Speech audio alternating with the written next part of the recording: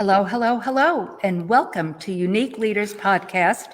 I'm Megan DiMartino, and I'm here in the boutique of the Novitas Spa Medical Rejuvenation Clinic. And my wonderful guest today is Roland Waits. Hello, Roland. Hello, Megan. How are you? I'm well. I'm so excited to be here with you, and so excited that today, 2020 Vision, it is May 20th, 2020, and the Novitas Spa and Medical Rejuvenation Clinic opened on Monday. So we're very excited about that. A new day dawning. Here's my mask. Yeah. And ready for anything. But we are here with you, Roland, today to really learn about you and what makes you tick and who you are.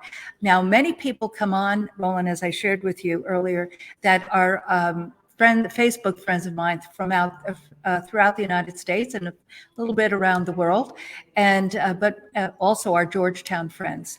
And I kind of stumbled upon this during the pandemic quarantine because it was a time that I said to myself, I've never been locked out of my business. I'm not going to start now, and I'm going to bring Novitas Spa to you. So it started with my staff, and we started doing the pop-up shop.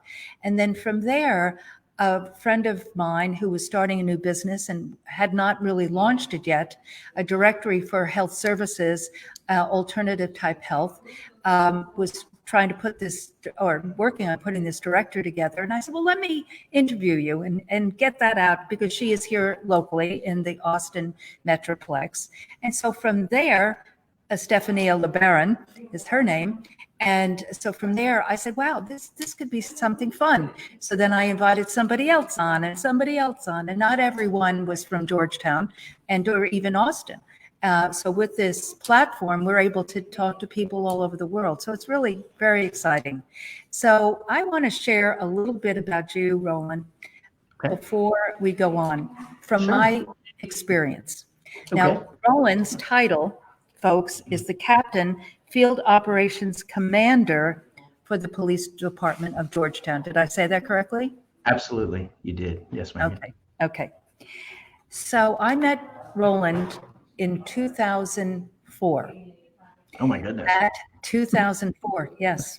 And I know that very strategically and specifically because I was checking out the Austin area to move to and open the Novitas Spa because I had been manufacturing clinical result-oriented skincare since 1992. And it was a decision, and I was living in Fort Worth, Texas. Okay. So I could have easily done it there, which I was going to, but then God moved the furniture, as I like to call it. And it was based on initially a family need. And so at that time, I could have done this business in this general area, but I came to help people who had need in my family. And so I decided I would start with Georgetown and then go into Austin from there. And I came to the networking lunch, the chamber networking lunch. Okay. And it was probably February or March of 2000. Well, it's actually 2003, 2003, because I was going to make that decision and then open, and I actually opened my first little studio Valentine's Day 2004. That's why I know the date. Okay. Yes. So it was the fall of 2003 that I went to the chamber networking lunch. Okay. Drove in from Fort Worth, Texas, and was at one of those hotels over there on the highway on 35. And there you were. And I said to myself, wow, here was, like you said, a Captain Field Operations Commander of the police department, but such a warm, engaging person who was so emblematic of Georgetown, Texas. Oh, wow. Of course, I met the president, Mel Penland, and Lori, you used to call her Princess. Yes. at the membership committee, but I said to myself, this is a kind of community that I would like to be part of, not just work in or have my business in, but be part of. Yes. And so tell me and our guests, we'll circle back to your background, but share with our guest, how did you start to be that, the business networking lunch, excuse me, MC? How did that start? It's funny because I was attending the business networking lunch just as a member of the police department. And I'm a very outgoing social person. And, I love being around people. Going to the networking lunch gave me at least an hour and a half that I didn't have to be at work. So that was cool too. And the chief at the time was like, hey, I want you to go to this thing with me. Just come and hang out. And it's neat. You get to meet a bunch of people and get connected in the community. So I said, sure. And so the first few meetings that I went to, I don't even recall, or I can't recall who was the host of the lunch.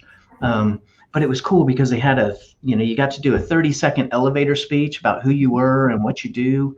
And then you got to hear about all of these other people. And I think they were averaging about, 70 to 100 people at lunch. And what a unique opportunity to meet new people. And for me, it gave the opportunity for other people to see me in a different light, other than just a police officer.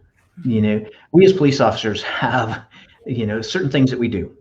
And that's it. We enforce the law and just the facts, ma'am. And, Joe Friday and Car 54, all of those shows, epitomize what a police officer is.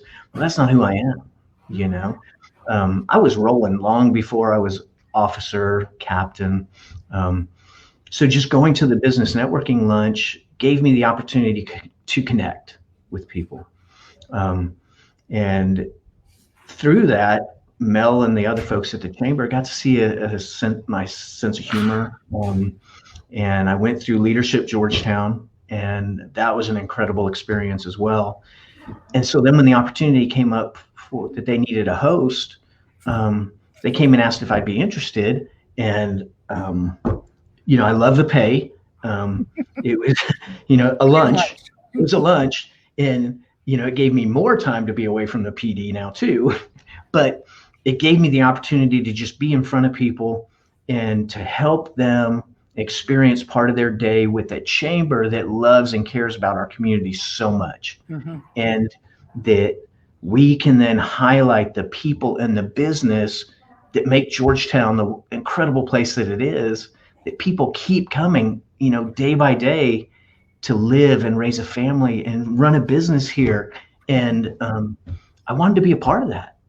And so I jumped on board and I said, let's do it. And next thing, I think it was about a 10-year run of hosting that lunch, and so many great co-hosts that, it was finally time to kind of step down and let somebody else take the wheel per se. And, but what an incredible opportunity. And yes. And when you started doing that, the population of Georgetown was what? Meaning that? I don't know what the population of Georgetown was, but you figure let's see, you said 2003, 2004-ish. I think when I moved here in 94, I want to say it was 28,000, something like that. So, fast forward, 5 years? I don't know. I would guess 35,000 maybe, somewhere in there. Now it's about 90,000. I don't even know. It's just crazy number. It's just so incredible. I want to share that from the standpoint of when I came here, I have been manufacturing skincare products for years and selling them to spas and estheticians. And this one company in Austin, when they heard, now this is 2004, mind you, when they heard that this New York girl, was going to George Patch, is what I heard. George Patch. I said, well, you need to come up and see this beautiful square. I mean, it's right on 35.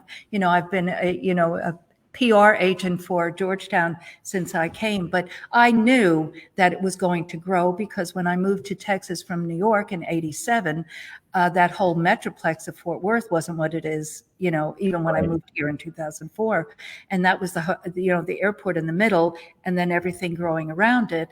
And I actually called Mel Penland before I went to that luncheon, and he shared a little bit about Georgetown, and he knew at that time that the toll road was going to be built.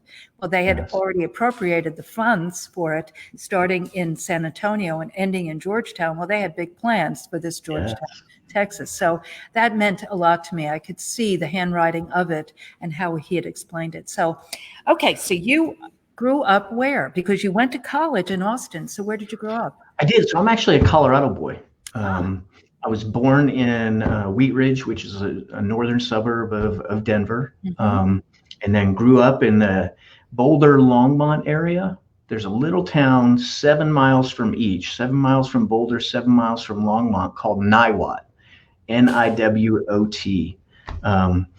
And so that's where I grew up, Niwot, Colorado, and small little country area, outside of Boulder. The IBM plant was there, and my father was an IBM lifer, and so that's where I grew up. It was miserable. Right at the base of the Rockies. So every morning you walk out, turn to your left, and beautiful mountains. It was such a miserable experience. I have a daughter, Roland, that went to the University of Colorado Boulder.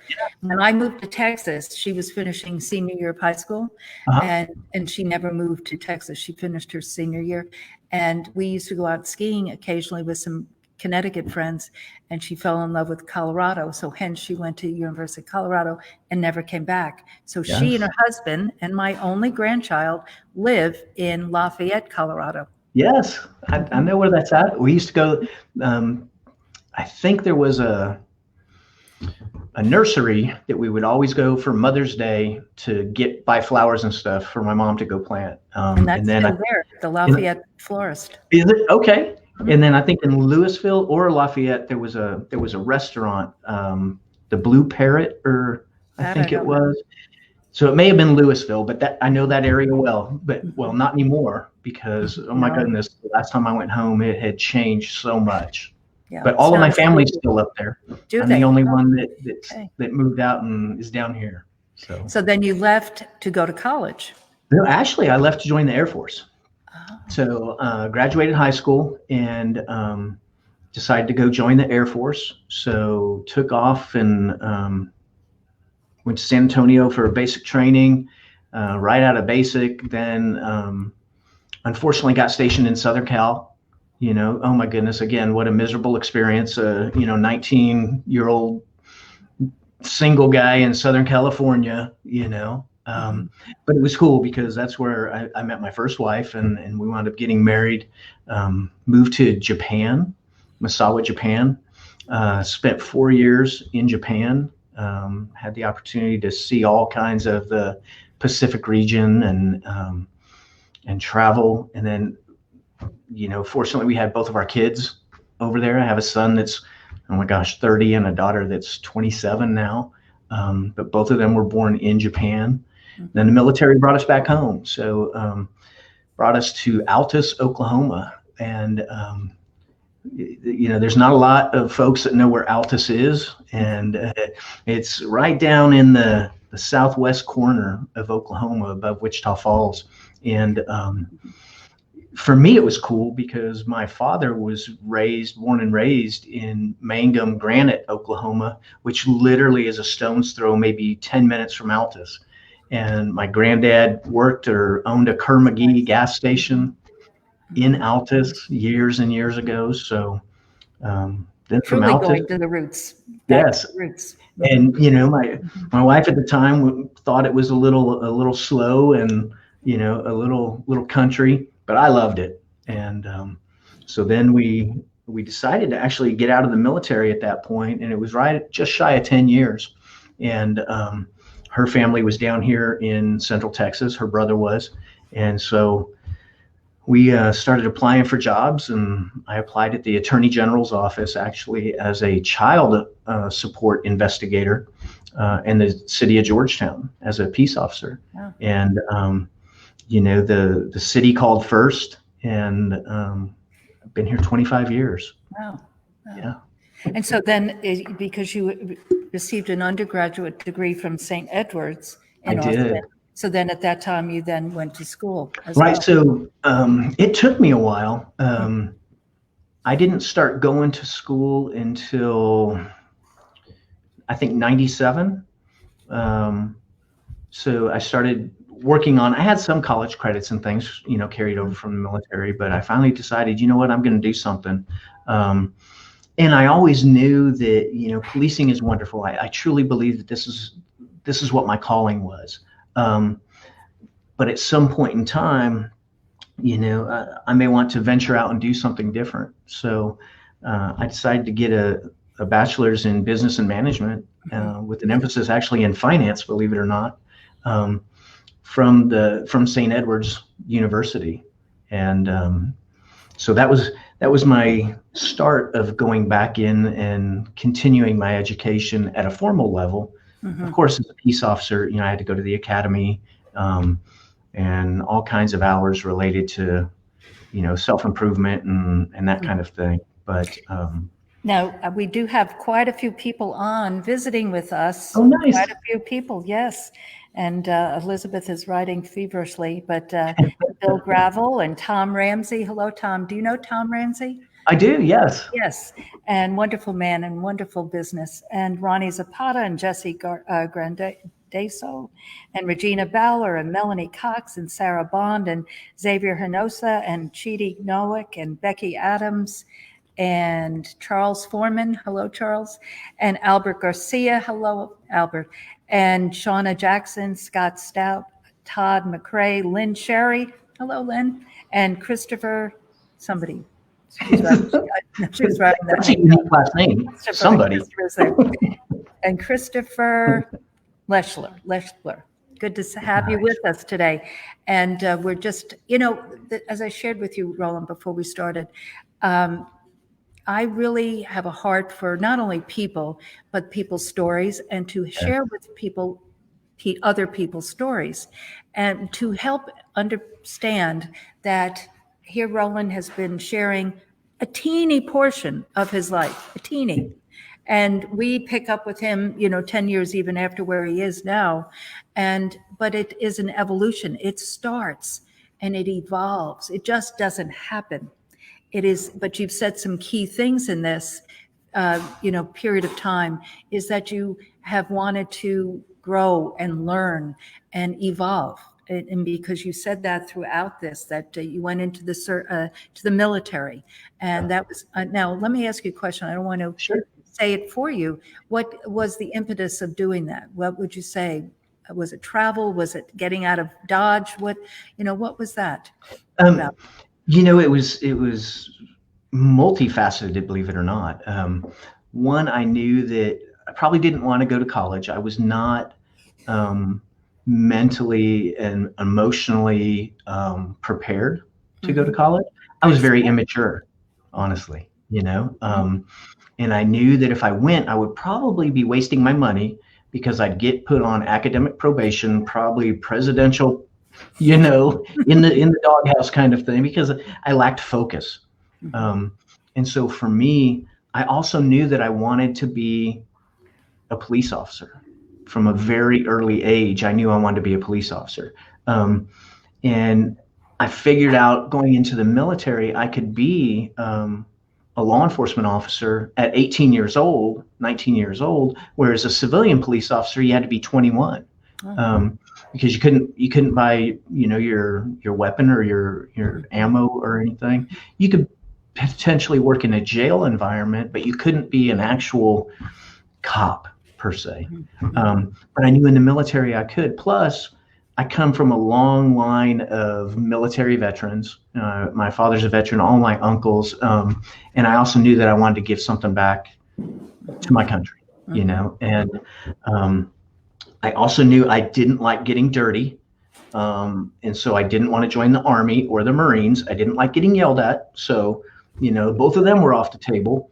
I don't like water. So guess what? Navy. Navy's out, So I said, you know what? I like planes, so, hey, I'll join the Air Force. And truly one of the absolute best decisions, best time decisions I have ever made in my life. So, but that started my path toward policing and being in law enforcement, and had great opportunities throughout my 10 years in the Air Force. I got to be a dare officer, and again, a mentor, a supervisor, desk sergeant, all kinds of cool things of beyond just patrolling. But you said something key there, that you also were introspective to know that college at that time was not really what you should do. You knew that wasn't really the right step. So you analyzed, it may be giving you more credit than, at that 18, 19-year-old, but the point is your parents, I'm sure, helped you think through this, and on some level, right? Because you said— Oh, absolutely. They, one of the things that they stressed is fiscal responsibility. So me going to college was not a smart financial decision for either of us, for me or them, because if I got there and I was not successful due to my own lack of effort, which was probably going to happen, they were not going to be very happy with me because they potentially just lost some money. I anticipated that I was going to have to pay said money back. So, that whole law of averages things works out. You decide the risk far outweighs at that point what I saw as benefit.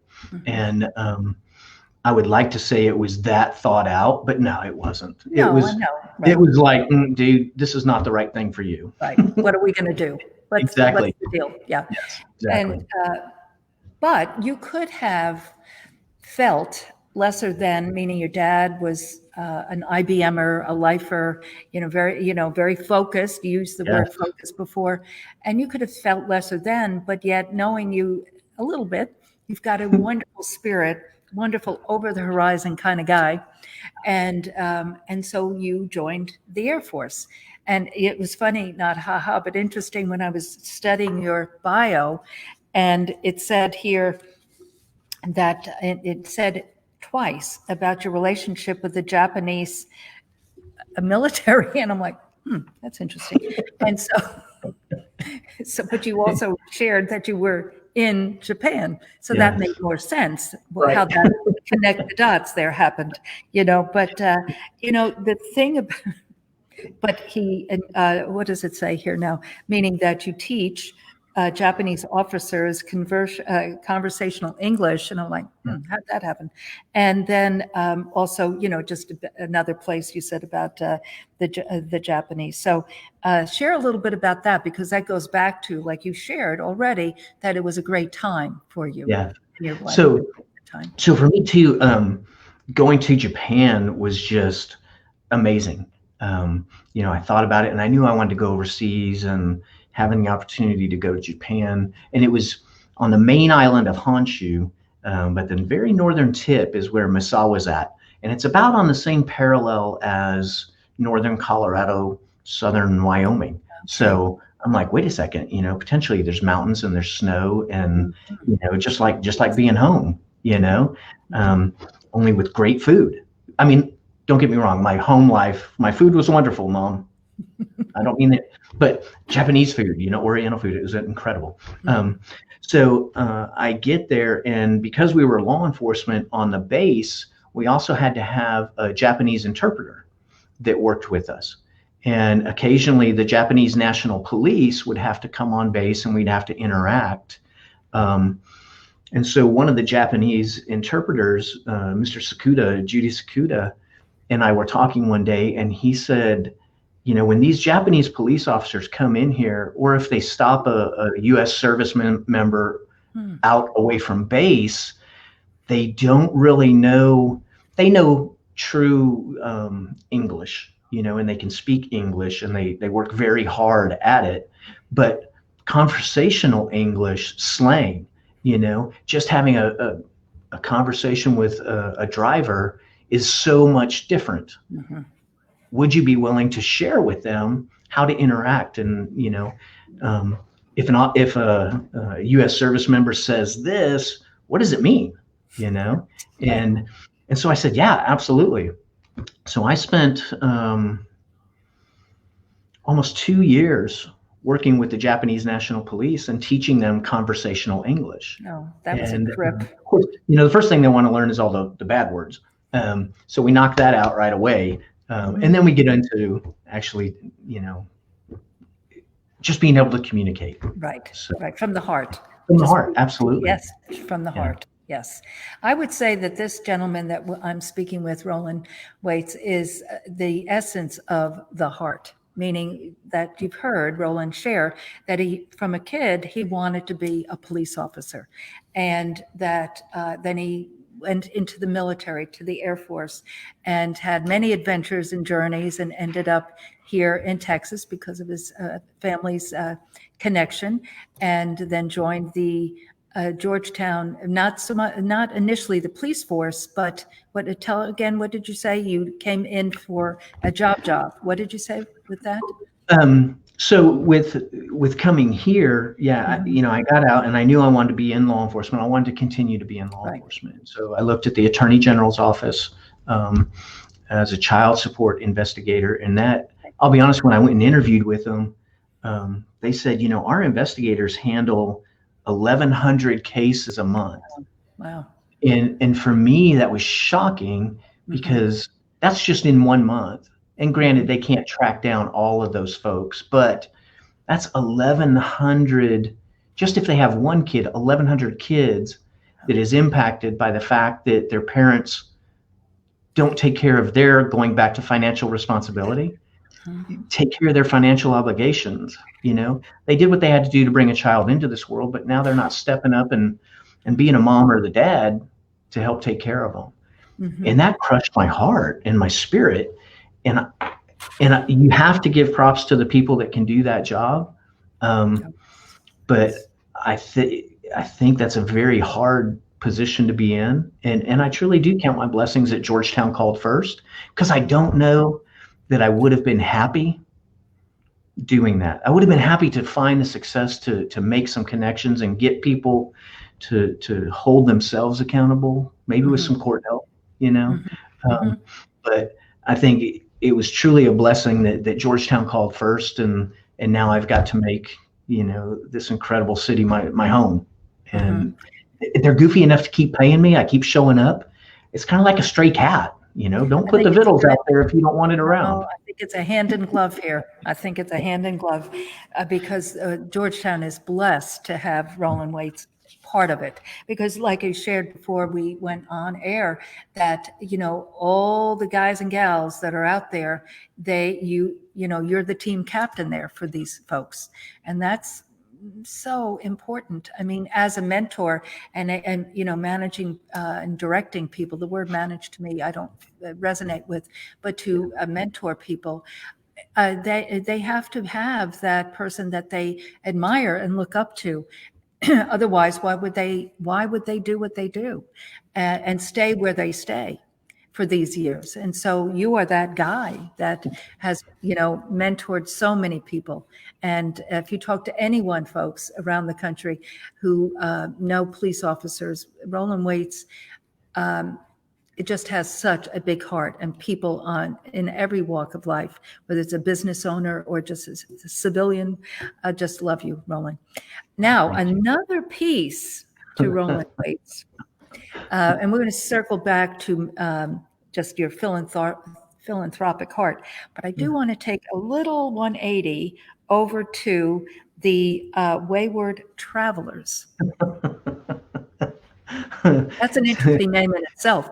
So tell our guests what the Wayward Travelers are and how did that start?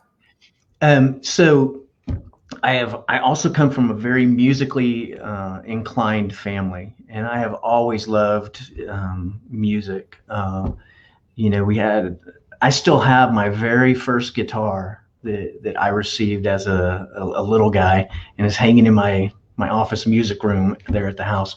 But I always loved singing and just performing and acting goofy, and doing something that somebody else would appreciate. And so for years I was in choir and drama and that sort of stuff throughout junior high and in high school. And then when I became an adult, per se, grew up a little bit, I decided that I wanted to start playing and performing. And, my first wife had bought me a guitar, and I finally got to the point where I said, I'm going to do this. I'm going to learn how to play. And so I taught myself how to play guitar. And I always, thought I had an okay, a decent singing voice, and said, let's try this.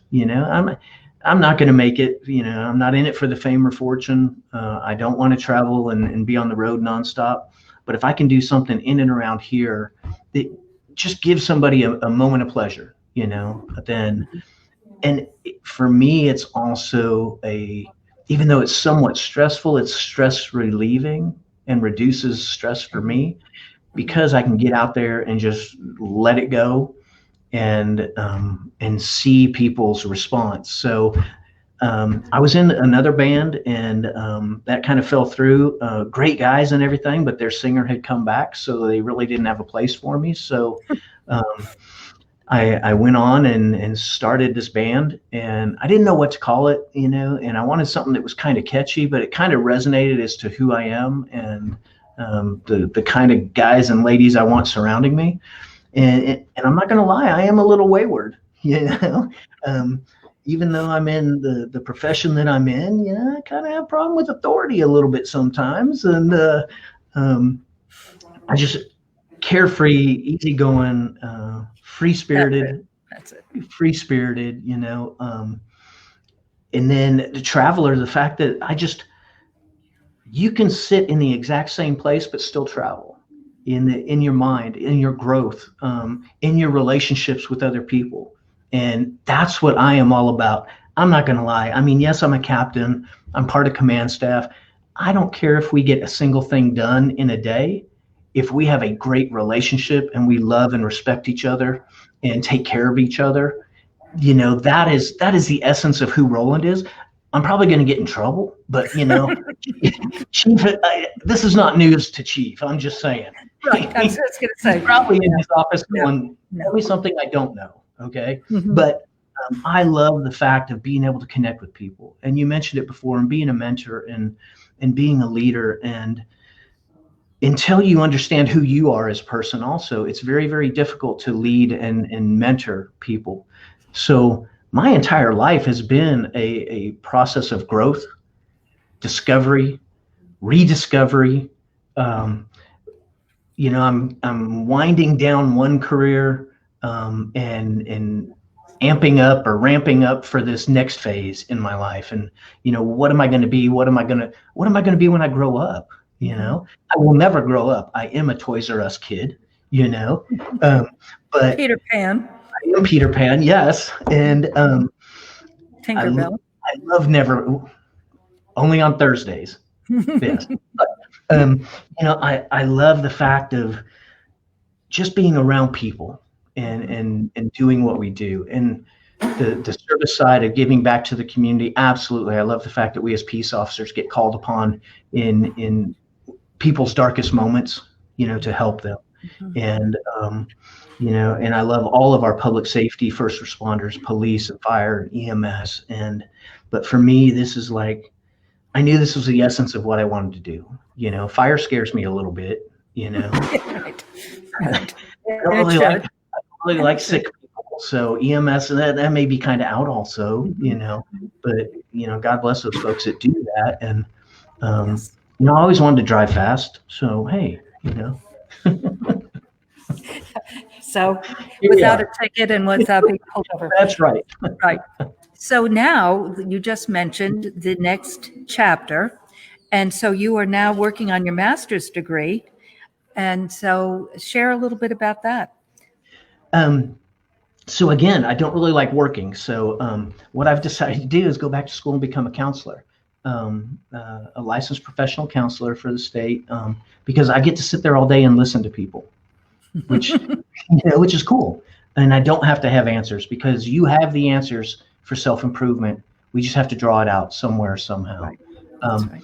But because I do love people, and I don't like to see people hurting or in a place where they are just struggling to just live, and I because I do love to listen to people and spend time with them, I thought, you know what, this is one of the best opportunities that I have. It continues to give back and to serve, but it's fulfilling for me also. And so I'm going to Texas A&M at Central Texas and working on my Master's of Science in Clinical Mental Health Counseling, which will then set me up to take the state licensing exam to become a licensed professional counselor. And I want to stay right here in Central Texas. And, while I would love to be able to work and spend time with everybody, I think my focus is going to be public safety first, and then veterans, and our aging population. Yes. Because, like I said, I love public safety, and we are a very tight group. Even though, we razz the firefighters, they razz us, and everybody, picks on EMS. But we absolutely love, adore, and respect each other. But we're a tight-knit group, and you don't see the stress and anxiety and what we are challenged with day in and day out. People don't call us because they're having a good day. No.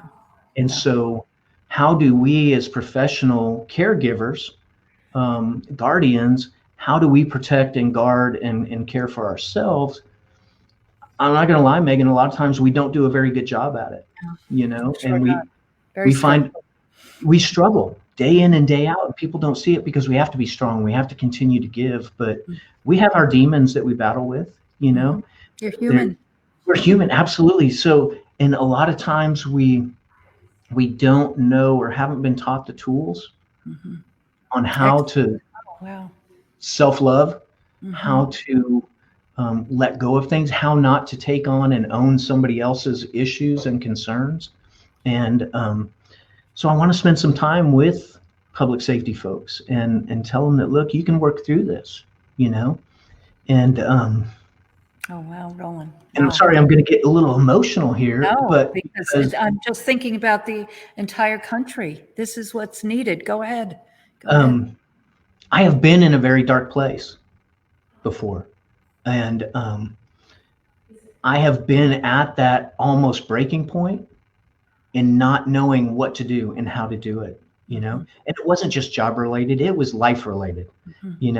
I was a husband and a father and a son and, a grandson and a police officer and this, this mentor and student, and all of these things piled on top of these shoulders.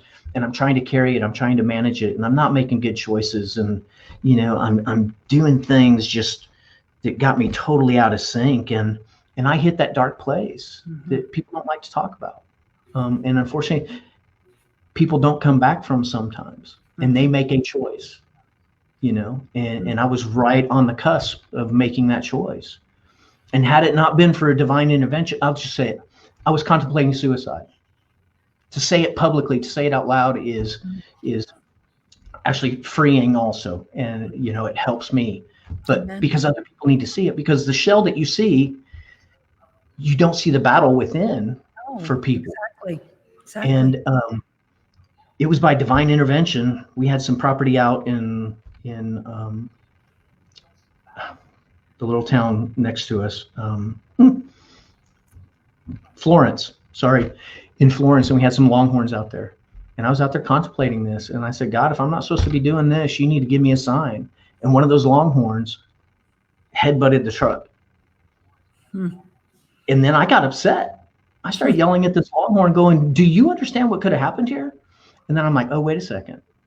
It was not going to happen because God has a different plan for me. Amen. And I need to figure out what that plan is, Amen. And So I am still here, and I'm still doing the things that I think he has in store for me. And I don't always understand it. I don't always get it, but you know what? It is his plan for me, and I embrace it. And if he keeps sending me all the work that he's sending me, I think we're not on the same plan. But um, I missed a memo at some point in time, but but that has helped. The Holy Spirit is the memo, and you're Yes. listening to that. Yes. Mm-hmm. And it took me a while to figure that out, and so for me, I can relate when people talk about being in that very dark place at that very dark time, and they think that the entire world is against them, and that there's one way out and only one way. It's not true. There are so many other things, and there are so many people in this world, in this community, that love and adore and think the world of you, that you can actually slow down long enough to open your eyes and start to love and appreciate who you are as a person. Mm-hmm. Your whole world it gets brighter. It is filled with warmth, and the darkness is always there, but it's a lighter shade of dark, and so yeah. But thank you for sharing that, because Roland, honestly, there's a whole page of other people coming in, but the bottom line is that sharing, because that's the thing that I see with myself, with other people, that contemporaries, that people just perceive us and put us in a box, and we're human beings with challenges and pasts and demons and things that have affected our lives. But you said something very key right there, is that until you come to a place that you truly love yourself, it doesn't matter who you're aspiring to be like, or a mentor, this and that, meaning that you're looking at the police chief or this one or that, it doesn't matter, is that it's about you. God has created us as that special snowflake, and we have to embrace that. Absolutely. And until we do, we're always seeking and searching in the wrong places. Yeah. And it's so thank you for sharing that, because you touch so many people, and to have people under, because for instance, you're on the board of the Boys and Girls Club of Georgetown. And so you're interfacing, and you have a great sense of humor, and you're very glib and very bright, but everyone has their own challenges. And that is why, by being so transparent and sharing that with people here on this, who are not kids, but basically of all ages, though, and all, career backgrounds. There's Ashley Itzen. I've known Ashley before she was born. She lives in Boston, and her mom and family have been my friends forever. She's on this call. She lives in Boston. Nice. Kim McAuliffe, we know Kim from the city. Jody Garcia, hello, Jody. Leonard Amici, Brad Smith. Brad Smith is my buddy from the Rise and Grind. You need to know Glenn Lundy and those people. But Nick Austin, hello. Hey, R.C. Piazza, Violet Hanna, Marcy Renenberg. Hello, Marcy from the city. Marcy. Now, I want to ask you something, or share something with you, and then ask you a question. Sure. That I ask everyone. There is a book called 3 Feet from Gold, and it's authored by Sharon Lechter, who is the co-author of Rich Dad, Poor Dad. And she co-authored 3 Feet from Gold with Greg Smith. But it's under the umbrella of the Napoleon Hill Foundation. Napoleon Hill, Think and Grow Rich. And if you've never read, Roland, you need to write this down, Outwitting the Devil. You really need to read that, especially what you just shared. We all should, but don't misunderstand. But Sharon Lechter just did a book study, and I think it ended today or last Wednesday, but with Lisa Copeland. Do you know Lisa Copeland? I do know Lisa, yes. And so I met Sharon Lechter through Lisa. Okay. But the two of them moderated this Outwitting the Devil. And really, it was Sharon's and Lisa's idea to bring it to the world because of such a time as this. With the quarantine, everyone's life just a question mark. Let's just say that. But Sharon authored this book with this gentleman, Greg Smith, 3 Feet from Gold. And it's a autobiography, but it's also a novel. And the story basically is 3 feet from gold, meaning that the character in this was from the East Coast during the gold rush, came out to the West Coast, bought some property and was mining for gold. And he was 3 feet from gold when he sold his property to this local guy who was watching him, knew the area, and said, this is worth doing this. And so he was 3 feet from gold. So with that so resonates with me because, again, what your story in the property of Florence. Now, that's a very dramatic, and I don't underscore the word dramatic, meaning that it was your heart and your life, but you were 3 feet from gold. Yes, absolutely. And because I don't know if that's before you married Karin or after, but the point is, it doesn't matter, meaning that things that you're going to accomplish in life and your grandchildren and your children and so forth, 3 feet from gold. Now, Sharon has what she calls the success formula, and she has that in this because the modern day guy, so it flipped from the today guy to the, 3 feet from gold guy.